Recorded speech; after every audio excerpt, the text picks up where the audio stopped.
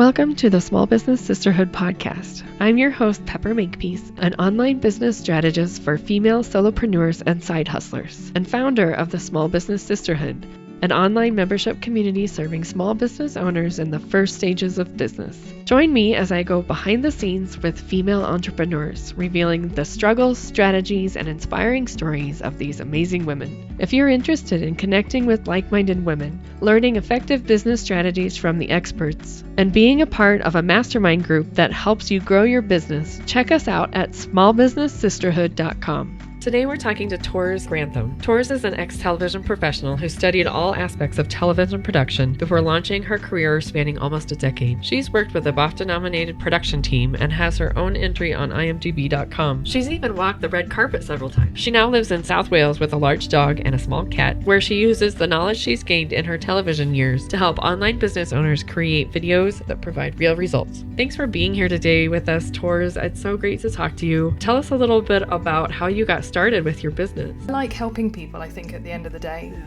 So I spent 2 years just trying desperately to figure out what kind of business I was going to start. And because video and audio is really what I know, I was answering those questions when they came up in the Facebook groups or whatever, you know? So even though I didn't know at the time that was what I was going to go into, it certainly wasn't the plan. It's what everybody is now coming to me for, because that's what I've set myself up as in those groups. So luckily it's what I'm doing. Could have gone horribly wrong otherwise.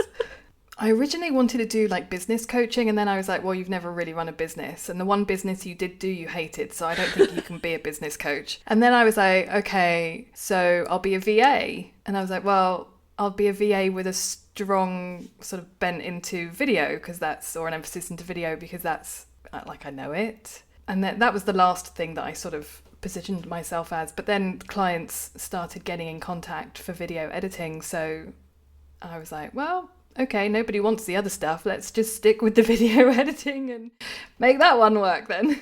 I've really struggled. I think the reason it's taken me 2 years to make a decision is because a lot of people talk about following your passion, and I don't have a passion for doing a particular thing other than helping people, which I wouldn't even call a passion. It's just something I do. Like, I'm not passionate about it. I'm not going to... Do you know what I mean? It's a weird thing to say, I'm passionate about helping people. But, I mean, I enjoy it. I like it. So when everyone's going, find your passion and then you'll find the job that you're going to do, I was like, I'm passionate about sitting on the couch and reading, but I don't think anyone's going to hire me to do that one. I'm passionate about French fries. So I was a bit like, I don't really know what I'm going to do. 2 years trying to find my passion and I don't know. So eventually I was like, fuck it. I'm obviously not passionate about a single thing. So what is the one thing that I bring to the table that's unique, that I can do well and that I enjoy doing? And that was the video and the audio side of things. And I'd originally sort of thought, well, I'll be a video coach. And then I was like, well, I hate being on camera. And I don't really like making videos, so I'm not really sure I'm qualified then to teach other people to do it when I'm not really a huge fan of it. So that kind of went out the window. So then I was like, okay, video editing. I enjoyed doing that in college because I studied for 2 years all aspects of television broadcasting. I'd originally wanted to be a camerawoman, but one of my lecturers took me aside quite quickly in the course and said, you're 5'2", you'd have to carry a box with you everywhere you went to be able to get high enough to be able to film people face on instead of up their nostrils. So that one was out of the window. And I liked the video editing, but I didn't want to spend 12, 14 hours a day in a dark room. So I pursued a different avenue. I went into production instead. But it was always something I really enjoyed doing. And so when I was sort of thinking about things that I could offer, the video editing and the audio editing really came out of that. And I like it. I really enjoy it. I am literally like a giddy school kid at the moment. I get up in the morning and I'd originally thought, it'd be nice leisurely morning and I can have a cup of coffee and it's not going to be like quick, get ready for work and have to run out the door. I can really sort of enjoy my breakfast and ease into a work mode, do a bit of journaling beforehand. No. I literally cram my breakfast in my face as quickly as possible so I can start working. At least you eat before. I'm usually like working and eating at the same time. That is happening a little bit more, but I have learned the hard way not to do that very often. I'm a very messy eater, and it doesn't really go down well for my keyboard when I'm tipping cereal or tea all over it. Yeah, kind of need that probably thing. Not a good idea. Oh, that's fun. Well, that sounds kind of like passion. I think it's more enjoyment. And I think actually that is the better route to go. Because for me, like, okay, so I'm not passionate about really anything, but I think the quickest way for me to start hating something that I really love is to start doing it as a job. Like I tried being a website designer because I love to code. I love messing around with my website. You watch my website, next week it will change. 2 months after that, it'll be changed completely. Like I'm constantly fiddling. And I thought, well, you know, I really enjoy doing this. I'll offer that one as a service. And I hated it. I hated doing it for other people. So I was really nervous when it came to the video editing that I would hate doing it for other people. But no, so far I'm really enjoying it. Fingers crossed that'll continue. I think you'd know by now, right? Well, I would hope so. But one of the things I like about online business is that if you do get to the point where you hate it, well, you pivot, you start doing something else. It's right. Not the end of the world. You're not stuck in that thing that you hate doing anymore. It's very easy to then change your mind and go down a different route. So as I have done 4 or 5 times already in the last year. This one seems to be sticking though. I think that's a good sign. Yeah. Tell me more about like what you actually do on a day-to-day basis. Like, what does that look like? I don't really have a set routine or anything at the moment. I try to get the editing work done first because I never know for sure how long a particular project is going to take me. So I have 5 clients, 4 are on retainer, and 1 is... She's kind of an ad hoc client, but she wants basically a video done every month for the next year. And that's my full capacity because one of my clients is an overachiever and is taking up more than half of my available hours. But so I have a particular day where I edit for a particular client just so that I'm then clear on what I'm doing on every single day. And I have sort of budgeted about 4 to 5 hours a day of editing time per person, 5 days a week, with the option to go over into Saturday if I really, really need it. But I do try to keep at least 2 days for me. And I try not to edit for more than 5 hours a day just because my brain is completely and utterly fried. And I just don't feel like I produce good work. Little things slip through the cracks, which I'm not happy that I would then deliver to a client. So I kind of try not to do that unless it's a real emergency. The plan was then to spend sort of the next part of the day on my own business. That's not really happening at the moment. I have to admit I'm struggling with the idea of a content strategy, a social media strategy, all that kind of stuff, partly because I'm very new, partly because video and audio, I've literally spent 15 years working in video and audio, so I don't know how to talk to beginners, if that makes any sense. So I don't know how basic to go, and I find that I'm struggling to sort of pitch things in a way that people understand. I'm still trying to learn what jargon I use unconsciously that people don't understand.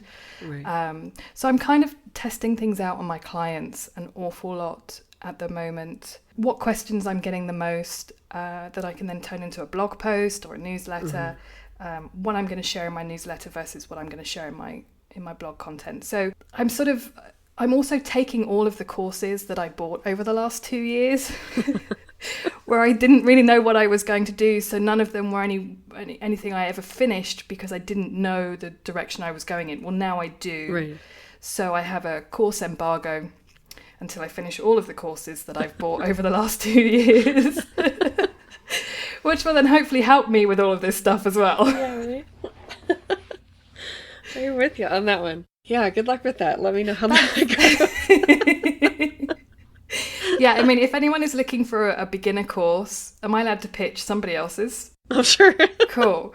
If anyone is looking for a course on sort of marketing, getting your business set up, Be Booked Out by Hallie Gray of Evolve and Succeed blew my mind. I haven't even finished it and I'm already booked out. So seriously, it's gold. She will kick your butt. she will really, really kick your butt, but it is well worth that course. It's well worth the money. So yeah, that's the one I'm kind of trying to finish at the moment because it has been so incredibly valuable to me. That's awesome. Yeah, it's nice to find a good one and that really works, right? Yeah, right?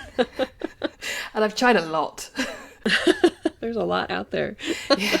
So talk a little bit about your 15 years of experience. Yeah, I went to college 99 to 2001. Then I lived abroad for a couple of years, and then I came back and started working in the television industry. And admittedly, I did quit 5 or 6 years ago, 6 or 7 years ago. I have a terrible sense of time. But I've been sort of pootling around with my own video making and editing because I was a blogger and things like that. So while I haven't been in the television industry, I have been sort of still making videos and trying things out and learning.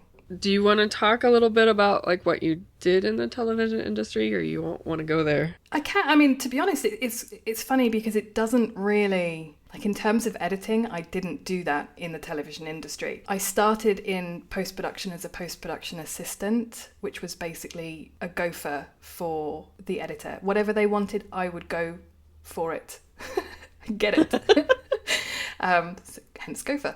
So I would, you want lunch, right? I'll go buy you lunch. You need the scripts photocopied 6 times, I go and do that. You need the footage ingested into the machines, and I would watch all the footage as it was going in. I would time code when the shots change. I would give a brief description on what the shot was, and I would basically create a library of the shots for the editor to use then, along with a list of what each shot was, what quality it was it usable, was it not, frame size, all that kind of stuff. So they could just sort of say, right, okay, I'm looking for a sunset with a person in the front, and I know that they filmed 6 shots of that, tell me which one was the best one, and they can just go down my list. So there was no real editing experience within that role, but a lot of transcribing and sort of getting the edits set up for the editor themselves. And then from there I moved into production, which was basically, I became the central point of contact for everybody on the production. So in television, you don't get a job and stay there for years and years and years. You work on a production for the length of time it takes to film the program that you're making. And then once that program's made, you go and find another job, usually with another company. So I worked for a lot of independent television companies in London, and I worked on a lot of crap. A lot of really bad daytime television. Awesome. And I hated London as well. So I moved to Cardiff 10 years ago, actually, this October just gone, to work with the BBC on the major dramas that come out of Cardiff. We made all the backstage programming to go along with them. So things like Doctor Who, Torchwood, Being Human. That was my cat, sorry. Yeah, so we would create all the backstage stuff. So literally anything that you saw that was to do with an episode of, say, Doctor Who that wasn't an actual episode was made by us. So I did that with them for about 3 years, I think it was. I left when David Tennant left the series. By then it'd been 3 years, I think it was. So yeah, it was a long time, and it was a huge production. And I would literally organise everything. So I'd write the call sheets, I'd organise all the crews, I would organise the travel and transport. If they were going abroad, I'd organise all of that and getting the visas for everybody and the equipment that had to go over there. I would literally organise all the edits. I would, make sure that the finished programmes were delivered on time with the correct paperwork so that people knew what button they were pushing on what tape to make it go live at the correct time. So it was crazy, totally crazy. The way I've sort of taken that and brought that into what I do is I teach my clients when they're filming to plan everything, because that's my background, that's my experience, is if you plan it properly, the shoot itself and then the edit will go a lot smoother and a lot quicker. You're less likely to go and have to reshoot things or realise you've forgotten something, because you take that time up front to plan it all out. So I'm a huge believer in scripting. I'm also a huge believer in not then learning that script word for word, which probably sounds a bit strange to a lot of people, but the way I teach people is you break your script down into very short paragraphs, sort of 1 or 2 sentences, and you know that you're going to cut the camera after that 1 or 2 sentences. So you turn the camera on, you learn those 1 or 2 sentences, you say them to the camera, you keep the camera on, and then you learn the next 2 sentences and then you say them to the camera, because you know you're going to cut the camera camera and do a jump cut in between each thing. So you're not learning the script beforehand. You're not trying to do it all in one take, which is the way of ugly crying in my experience. Don't do that. Don't do that to yourself. You don't deserve that. And because you've planned it all in advance as well, when you come to the edit, all you have to do then is choose which take was the best take. And I teach people to put their hands up over the lens of the camera, block your face out. So when you're in the edit, you can very easily see, well, that one with my hand up was the one I thought was the best take of the lot. So you can go straight to it in the edit. So it's a much quicker process that people are then using because you take the time to pre-plan it all out. I think that's amazing experience that you have that really does translate so well to small business owners that, they don't have any of that experience. And where do you find that information, right? And where do you go to get that other than someone like yourself? So it's like priceless to me to have that, because it's not something that you just know. No. Well, I mean, even when I first started making videos for my business, my old video coaching business, I would just turn the camera on and word vomit and hope that I'd get something out of it that was decent. And then I'd get to the edit and I'd be sitting there thinking, I don't know how to piece this together in a way that makes sense and provides value in a way that people aren't going to turn off within the first 10 seconds. And then I was like, what am I doing? Why am I trying to reinvent the wheel when I have been trained in a way to make this work? This is no different to television. The only difference is it's me doing it instead of a crew of 100 people. So let's go back to what I learned and let's start again and let's script it and let's figure it all out. And it's still time consuming, don't get me wrong. Video is always still going to be time consuming. But in terms of the benefits that it brings your business, I think it is well worth taking that time, because the emotional connection that you can create with your viewer is so fast and so much better than anything you can do through written content. Podcasting, I'd say there's an argument that it's actually better to podcast than video just because people can take you with them, which they can't really do with a video. They have to sit and engage with you. They can't drive their car. You shouldn't. Please don't drive your car whilst watching a video. But in terms of that emotional connection, because you've got that eye contact, it is so beneficial for your business. And there are the stats out there to prove it. I think there's something out there at the moment that's saying that like a landing page will convert by up to 80% better if there's a video on it. Wow. So video is huge. Do the video, but just be aware it's going to take a long time to do it. But if you batch record and then batch edit, so you're spending a day recording everything, you've pre-planned, you've scripted, do a minimum of 2 videos in that one day. You could probably go up to 4. You want to keep them around 5 to 6 minutes long if you can. And what I do is I time myself reading the script back to make sure, because it's always going to be longer than you think. And then you batch record and then you batch edit. So you do 2 or 3 videos a day, or 2 videos in half a day and 2 videos the next half day. If like me, you can't cope with the full day of editing, but you set aside that time and you block it out on your calendar and you do it, because like I said, the benefits are out of this world, really. So do you have videos that you've done for your business? Not for this current business. Okay. I will. I know I said I hate being on camera. I really do.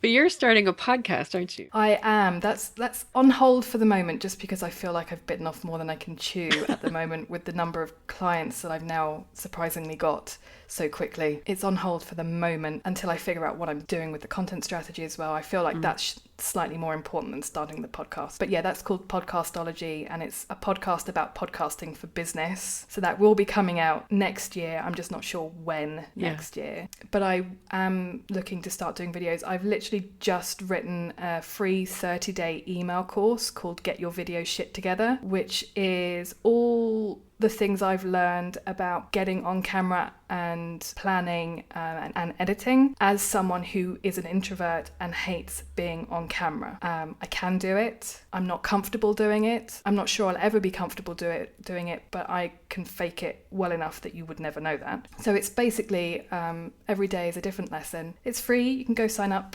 from my website. Is it ready now? It is. I want to hop on right now and go sign up. Yeah, it's torsg.co/GYVST. Get your video shit together. Okay, awesome. And yeah, it's literally a free 30-day email course. It's probably going to be a bit surprising in the beginning because I don't immediately start getting you on camera, but hopefully it will be beneficial to people. And I want to start recording videos to go along with the email series as well. I don't have those done at the moment, but that's the hope next year, is that I will add video content to those emails to support the lessons that I'm sending out. And tell me again, is it geared toward introverts, or is it... Anyone can, like, if you're not sure about lighting, if you're not sure about sound, equipment, apps to use, it's focused on using your phone. Oh wow, that's awesome. To record. There's even a lesson on editing on your phone, although I don't really recommend it if you can avoid it. I'm a really big fan of using the equipment that you have rather than going out and spending a fortune on professional video equipment, because when you first start making videos, they're going to be shit. Sorry, it's true. You have to learn to make videos before you can make good videos. Right. So learn to make videos using the equipment you've got, because that actually makes very little difference to the quality of the video that you will produce. As long as you've got decent light and you live somewhere that gives you a decent amount of sunlight every day, then you're not going to need studio lights. And actually you can just go and get daylight balanced light bulbs from your local hardware store and replace the light bulbs in your house, and you've got studio lighting. So you don't need to spend a fortune. So I really recommend. I love that. So it's like, I can imagine, like, and I can even hear myself doing it in my head, like all the excuses I could make to not do video, and it's too expensive, I don't have the right equipment, like all this stuff, and you just bullshit. made that all go away, didn't you? Sorry. Hi ladies, I wanted to tell you about ConvertKit. ConvertKit is a powerful email service provider, and I'm so in love with it. It's tailored toward content-driven businesses like bloggers, service providers, and podcasters. They make it so easy to create automated content and provide a lot of useful tools to help you have amazing results with your email marketing. One of my favorite features is their robust tagging feature. For example, if someone buys your course, you won't keep sending them the promo emails telling them to buy it. I hate it when I get sales emails for products I've already purchased, don't you? It really adds a personal touch to be able to send targeted emails to subscribers. And just for being a Small Business Sisterhood podcast listener, you can get a free 30-day trial. Just go to smallbusinesssisterhood.com/convertkit for more information. You're right, like video is just, it's so important. Just in social media, let alone like on your website or in your email courses or anything like that, like it's so powerful. And there's just crazy stats out there about. Yeah. Well, you think as well, YouTube is the world's second largest search engine. So if you have a business that you can create tutorials around what you do. So for me, for example, I'm going to start creating tutorials on editing and filming and have a whole YouTube channel start at some point next year when I try and figure out how I'm going to do all these things that I want to do. But that means then if someone wants to say, search YouTube for how do I do a jump cut in iMovie, my video will come up. And not only that, but then if someone searches Google for how do you do a jump cut in iMovie, my video on YouTube will show up in the search results if I do my job right, because Google owns YouTube. So, and this is kind of where the whole video thing has kicked off. To me, it's because Google and YouTube became one. Facebook went, well, shit, they're having all the fun, so I'm going to cut organic reach, dangle the video carrot in front of you and say, if you post videos natively to us instead of giving it to YouTube, we'll give you extra reach as a reward. Twitter's then done something similar. Instagram's then done something similar. So if you want to show up anywhere, in Google, in YouTube, on social media, you have to use video in order to do it. Yeah. And the added bonus is the people who watch you get a much better idea of who you are as a person. They resonate with you much quicker, and they know, like, and trust you and your business much faster. So I'm kind of like, other than that whole, I don't want to look like a complete idiot and I'm scared of being on camera, those two are really the only excuses you've got. It shouldn't be about equipment or money. And if something's important, you'll find the time. Yeah. So you just need to make the decision that video is important. Yeah. Well, and for the people that are scared of the live video part, having a recorded video and edited video video is really the way to go, right? Because you can practice, you can have it scripted. Yeah, and the script will really help. And the video course that I was telling you about that I've made helps you get used to the camera. Because for me, what I noticed when I was going out on set to like Doctor Who and stuff, but there's cameras all over the place. You can't avoid them. I am in the background of multiple DVDs of Doctor Who and Torture and things on set, because you can't be like, oh, I don't want to be on, you can't do that in television. So I became desensitized to the camera because I had cameras around me so often. So that's one of the things that I make people do in the video course is you set your camera up whilst you're watching TV and just have it there pointing at you, not recording, just pointing at you. So you get used to having this thing pointing at you. And then I also make people talk to themselves in the mirror or the window when you're doing your washing up, or any reflective surface, or whilst you're driving your car, talk to yourself. Get used to the sound of your own voice and delivering your message or your content to a reflection of yourself, and imagine yourself on camera, because then you're switching your mindset away from something you're fearful of because you haven't done it to something that you're practicing every single day. You combine the two, even with the camera off, just deliver your message to the camera and get used to that feeling. And then sort of visualize in your head that you're on camera and it's going well, and that you're in, not necessarily that you're enjoying it if that's not something you ever feel you're gonna do, but just get used to the idea of doing that, because I think it really helps then when it comes to doing the actual filming, because you've already done it in your head. You've already done it to a turned off camera or to your reflection. And if you do it often enough, that whole fear of the unknown, it's gone. And you get used to delivering content. And I think that's probably one of the things people are scared of. It certainly was me.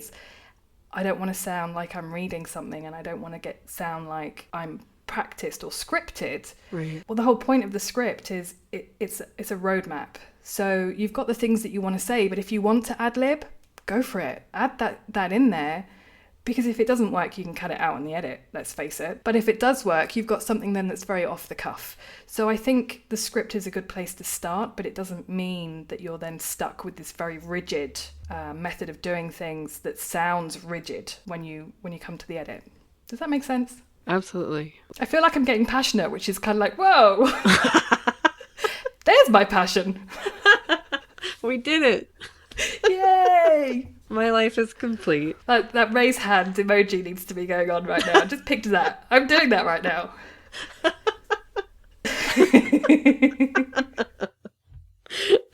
Oh, I love it. There's so many things that you have to offer. It's just so exciting to talk to you about video, because to me it's such a foreign thing. And I've done some, and it's always been horrible, but...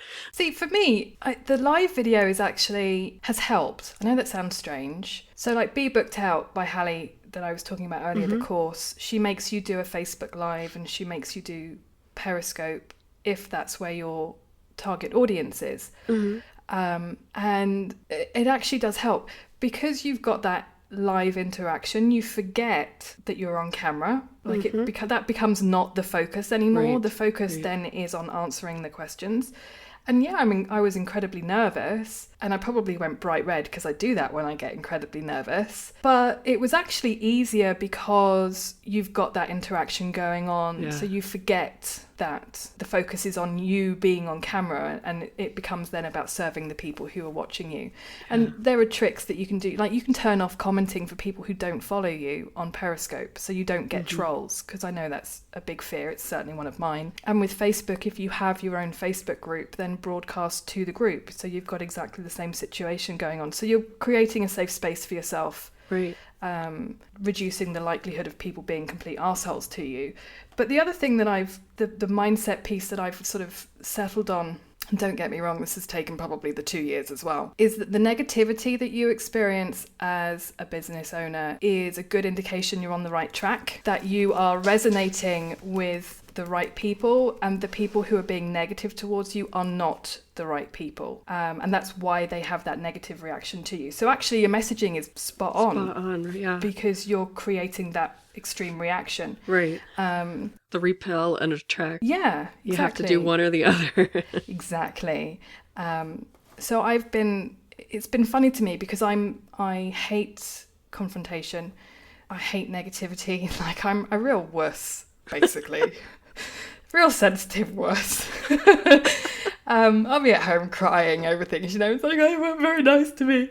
But with my business, I've got about, I think I've just got 102 people now signed up to my list. And I've had probably 25 people in total unsubscribe from my list. Mm-hmm. And I've been excited about these people unsubscribing, because it means I don't have to pay for them anymore, which is like, that helps. That really helps. And secondly, because it means they weren't the right people to be on my list, and they were never, ever going to be the kind of person who would support what I was doing, right, who would interact with me in a way that was supportive, beneficial to both of us, valuable to both of us, right, and who would never, ever buy from me if I decide to offer a digital product. Right. So I think you've got to sort of switch your mindset as well around the negativity, that because you're going to get it. At some point you're going to get it. It's going to tell you you've reached a certain level of traction when people start being negative towards you. So it's kind of almost a sign that you've made it as well. You should kind of have a party with like the first like horrible email that you get about it. Right. I was talking to Megan Minns earlier on. I edit her videos for her YouTube channel. Uh-huh. Which she just launched on December 1st. And she got her first video dislike today. And we were both like, yeah, woo, you made it. I was like, I'm actually surprised it's taken this long, because I feel like her content is really on point, you know? She's really good at what she does. So I was like, wow, it's overdue. That's so true. Yeah, it really is about mindset, about, criticism like that. So, though the criticism in our heads does not have the same result, does it? No, I think we're always much, much harsher than any troll, than anything, right? anyone. Exactly. Be kind to yourself, people. Yes. Has there been anything surprising since you've kind of gone out on your own about kind of running your business and growing your business that you weren't expecting? I wasn't expecting. This is tough because I don't want to sound like big head. I wasn't expecting to grow. Well, not grow, because I'm not. My followers aren't growing exponentially. I don't offer any digital products at the moment. I literally have my editing services and that's it, and they are fully booked. So at the moment, I'm not selling a single thing. It probably makes me very unique. And I wasn't expecting to reach that stage 2 months after I quit my 9-to-5. Mm. But then, like I said earlier, it's taken me 2 years to get to this point. And I am very lucky to be working with market leaders in the online business coaching space. So my clients run multiple 6 or 7-figure businesses, which gives me access to their audiences as well. Right. And I hadn't thought that far ahead, if that makes any sense. So I'm in their Facebook groups providing as much value as possible, and most people don't know that I work for these people.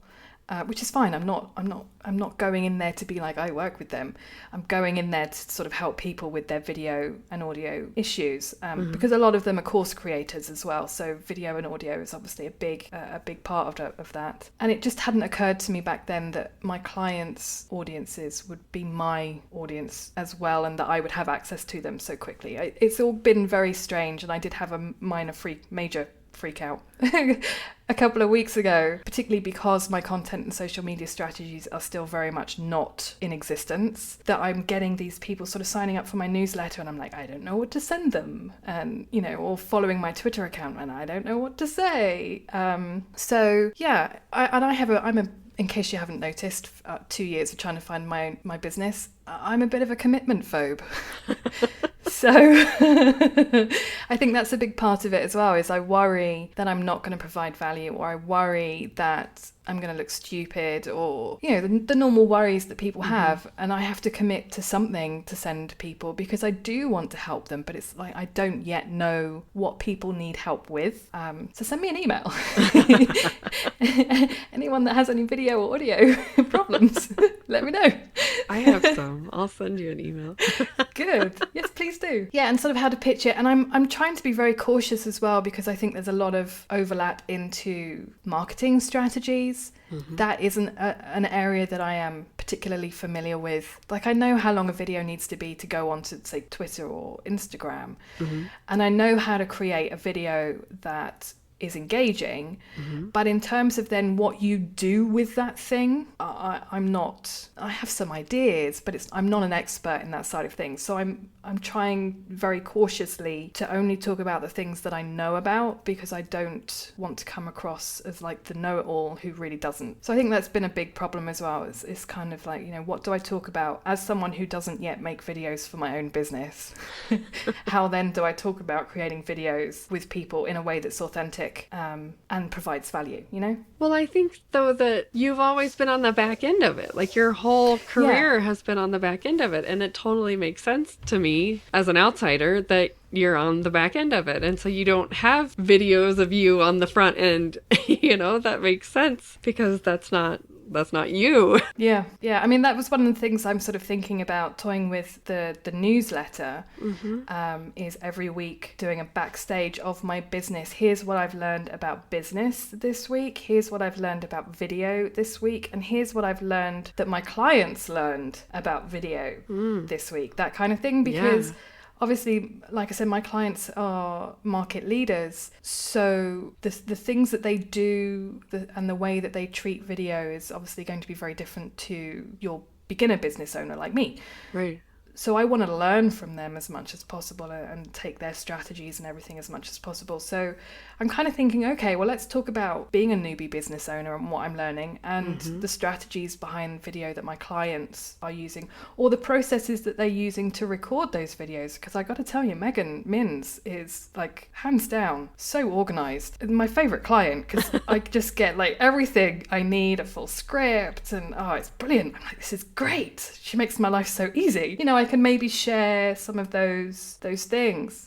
Any last words of wisdom for new business owners or people side hustling? I think don't be afraid to pivot. If what you're doing isn't working or you're not enjoying it anymore, don't be afraid to change your mind and change it again and change it again. Even if you only changed it last week, just keep changing your mind until you hit on that thing that sticks. Mm-hmm. Because that will make all the difference. And the whole point of online business, running your own business, for me, is that you're supposed to enjoy it. It's not supposed to be something that's you're just doing to make ends meet. Right. So don't get stuck doing this one thing because it's the thing you think you should be doing. Well, it's not just a replacement for, a crappy 9-to-5 job. Well, I think this is, if you're looking for an easy way to make money, this is not it. Right. This is really not it. Stick with your 9-to-5. If you are not willing to put in all the hours available, then this is not for you.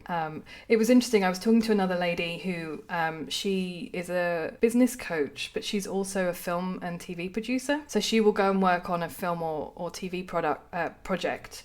And then when that's over, she'll do the the business coaching again. So she sort of flips between the two. And we were talking about life in production, because working in television or film, it's a lifestyle choice. It's not a career. And I think entrepreneurship is very similar. I've replaced that lifestyle choice of working in television with being an entrepreneur, because you will do crazy hours. You will spend a crazy amount of money on education. You'll spend a crazy amount of money on tools and systems and software. You will work your butt off to make this thing work, and if that's not what you're after, stay in your 9-to-5. Yeah, because this isn't easy, but it's worth it. Totally. Absolutely. Here. Raised hand emoji again. Raised hand emoji. I need to get a video of you doing that and just post it everywhere. You just do a GIF. Is it a GIF or a GIF? I never know how to say that. Is it a GIF or a GIF? GIF. I kind of go based on giraffe. It's a giraffe, it's a GIF. There you go, that's a little sneak into my thought processes. Not always coherent. Always a pleasure, even if it's not always coherent. Thank you very much. It's been an absolute joy talking to you. Thank you so much for all your wisdom and all of the laugh. And head over to toursg.co/GYVST. get your video shit together to sign up for the free 30-day email course and get your butts on video. Absolutely. And what's your favorite social media place to hang out? Probably, well, it's a toss-up between Instagram and Twitter. I'm at Tours Grantham on both. Instagram, though, is mostly sort of behind the scenes of my life. Lots of pictures of the dog and cat. Which is my favorite, so... I'll only follow you on Instagram if you have at least one furball in your lineup. Well, I bring you, sunrises and sunsets from Wales and pictures of the wolf and the cat. Beautiful. Thank you, Tours, for talking with us today. You can find out more information about Tours and the link to her website in the show notes for this episode at smallbusinesssisterhood.com/7. I hope you found this episode useful and inspiring. If you did, please pop over to iTunes and leave a review. Thanks for listening. Catch you next time.